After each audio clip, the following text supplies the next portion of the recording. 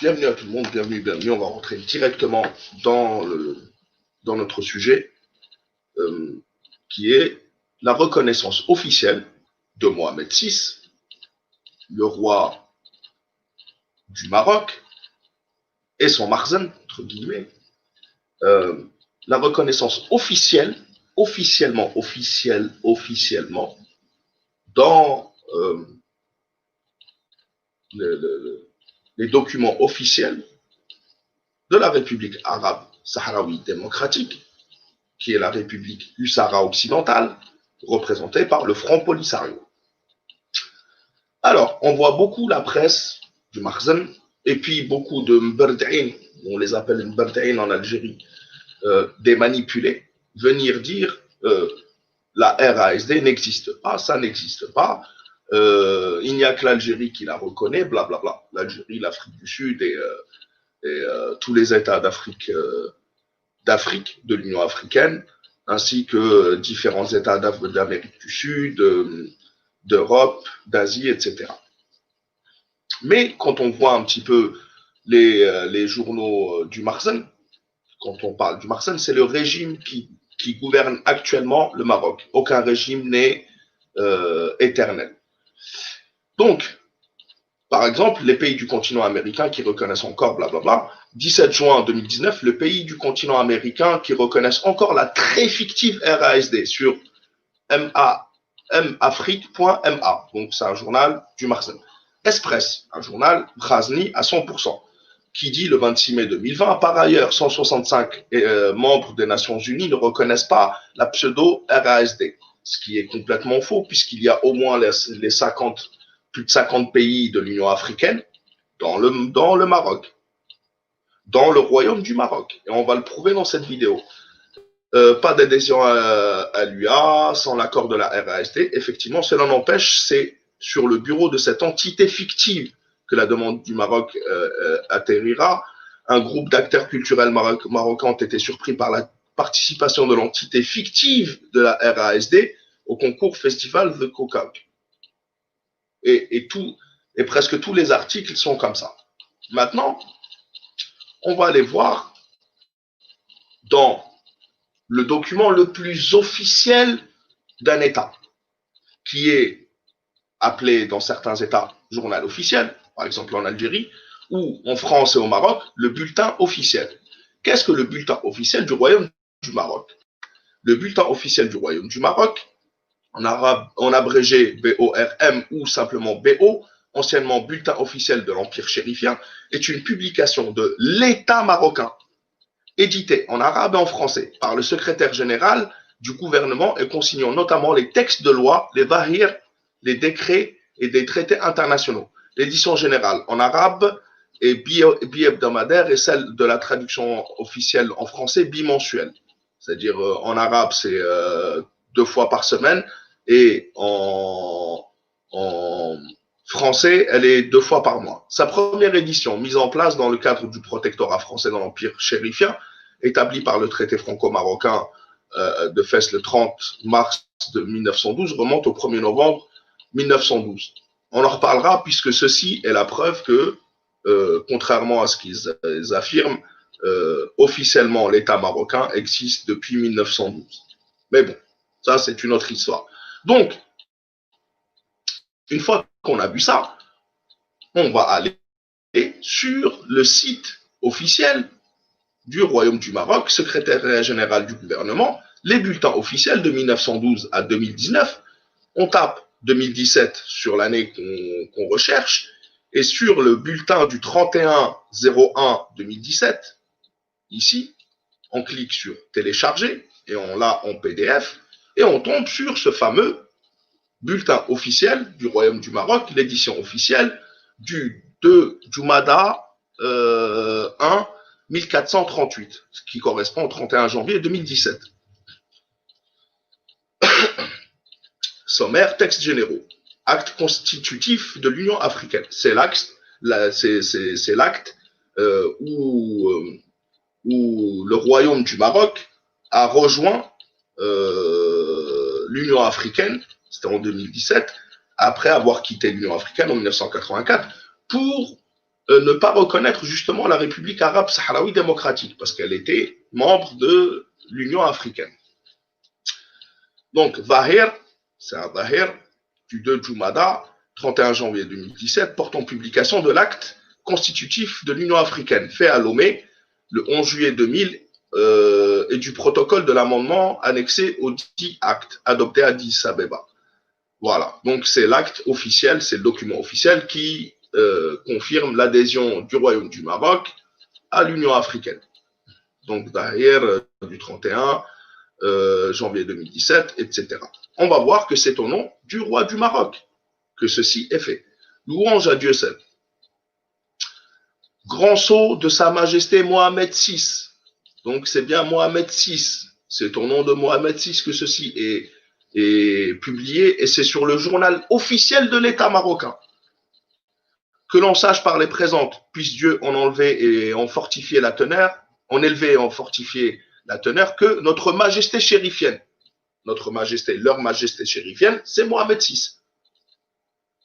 D'accord?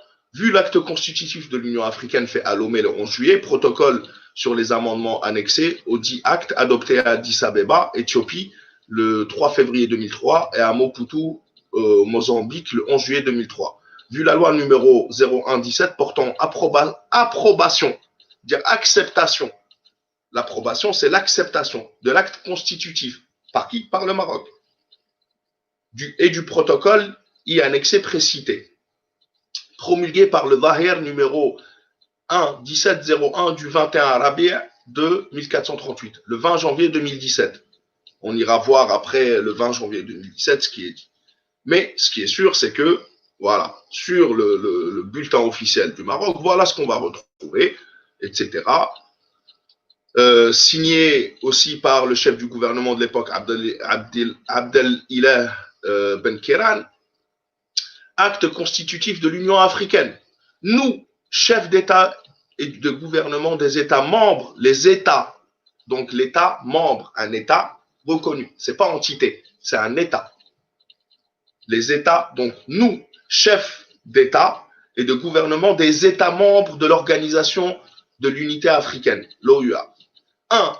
Le président de la République d'Afrique du Sud. 2. Le président de la République algérienne, etc. 3, 4.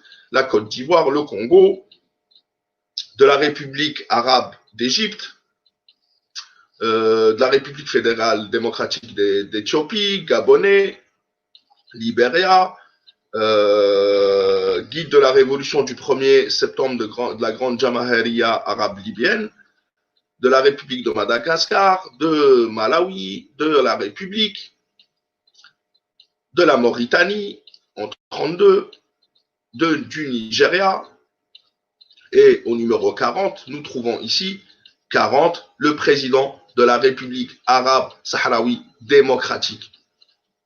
40, le président de la République arabe sahraoui démocratique, sur le bulletin officiel du Royaume du Maroc, signé par Mohamed VI. Et ça restera jusqu'à la fin des temps. Donc pourquoi en vouloir à l'Algérie de reconnaître la République arabe sahraoui démocratique quand Mohamed VI lui-même la reconnaît et inventer que cette entité, entre guillemets, n'existe pas, c'est se moquer de soi-même. Puisque c'est dans le bulletin officiel du Royaume du Maroc. Je vous mettrai le lien, allez voir. Il faut aller voir dans ce cas-là, pour ceux qui viennent m'insulter, parce que je dis Sahara occidental et République arabe sahraoui démocratique, il faut aller voir le bulletin officiel et le retirer. Ce qui n'est absolument pas possible, bien sûr. Donc, nous retrouvons au 40e membre de l'Union africaine, le président de la République arabe sahraoui démocratique. Brahim Ghali est reconnu et il a signé, Mohamed VI a signé le document qui le reconnaît, que vous le vouliez ou non. Et ça ce n'est pas de ma faute. La Tunisie, etc., etc. Alors, résolu à relever. Alors, attendez. Les nobles idéaux téléguidés par les pères fondateurs, la lutte héroïque. Depuis sa création, l'organisation a joué un rôle déterminant.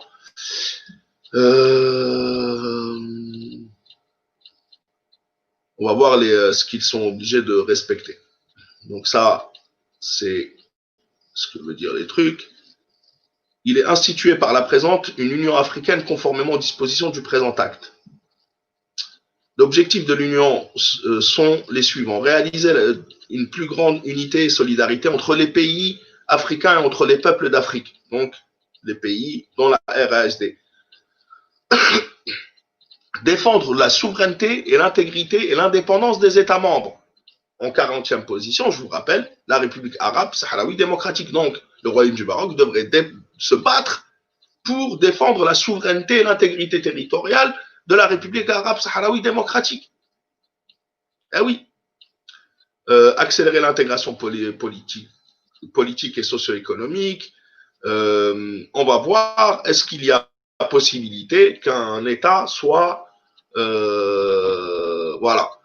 Les principes. L'Union africaine fonctionne conformément aux principes suivants. Égalité souveraine et interdépendance de tous les États membres de l'Union. Tous. Respect des frontières existantes au moment de l'accession à l'indépendance.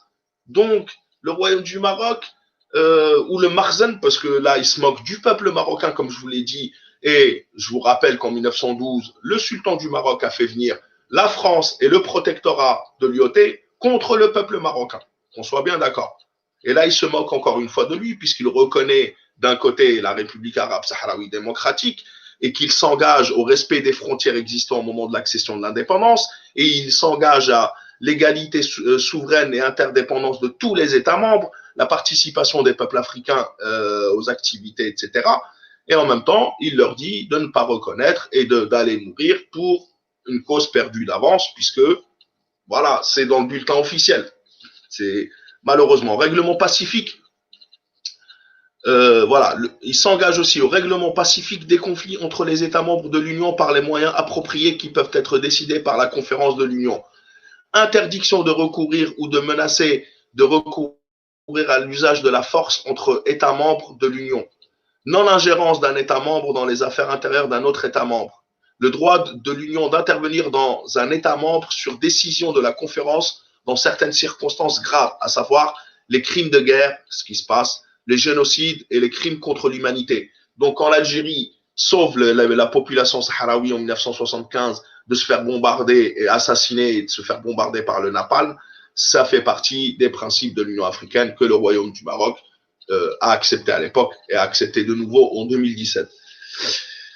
Coexistence pacifique entre les États membres de l'Union et leur droit de vivre dans la paix et la sécurité. Et je rappelle que le 40e membre de l'Union africaine, la République arabe sahraoui démocratique, etc., etc. Et on va voir organe de l'Union, et on va voir est-ce qu'il est possible d'enlever un membre de l'Union africaine. Tac, tac, tac. Conseil exécutif. Attribution du conseil exécutif.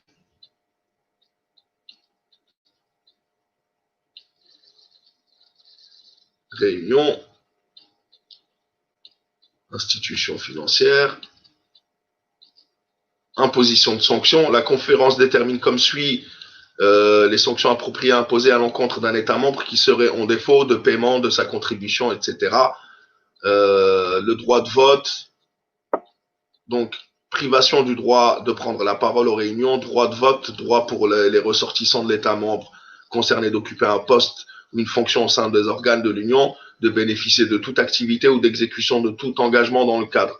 En outre, un État membre qui ne se conformerait pas aux décisions de politique de l'Union peut être frappé de sanctions, notamment en matière de lien avec les autres États membres dans le domaine des transports, communications et de toute autre mesure déterminée par la conférence dans les domaines politiques et économiques. Il n'y a aucune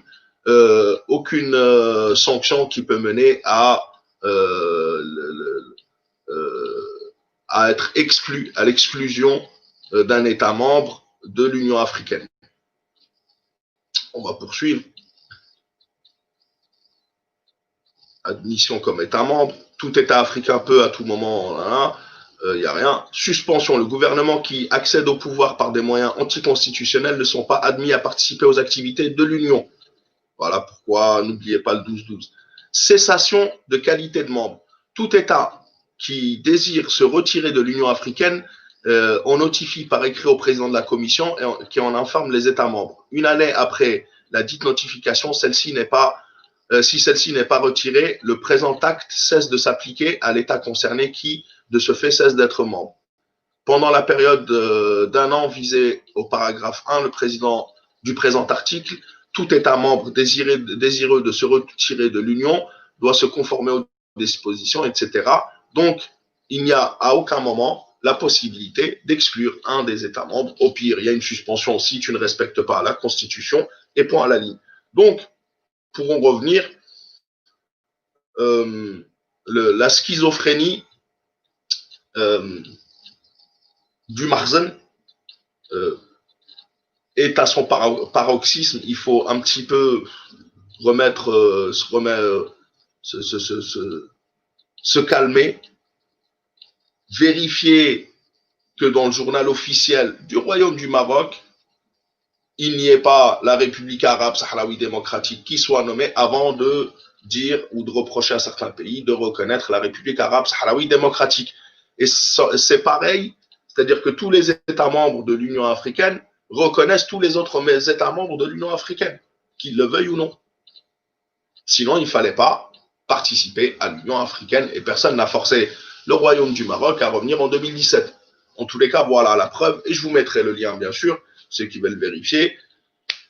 La République arabe sahraoui démocratique est reconnue même par le Royaume du Maroc. Donc, pourquoi reprocher à d'autres pays de le reconnaître? C'est ce qui prouve aussi que les pays africains, surtout qui ont ouvert des pseudo-consulats dans le territoire occupé du Sahara occidental, sont dans l'illégalité totale.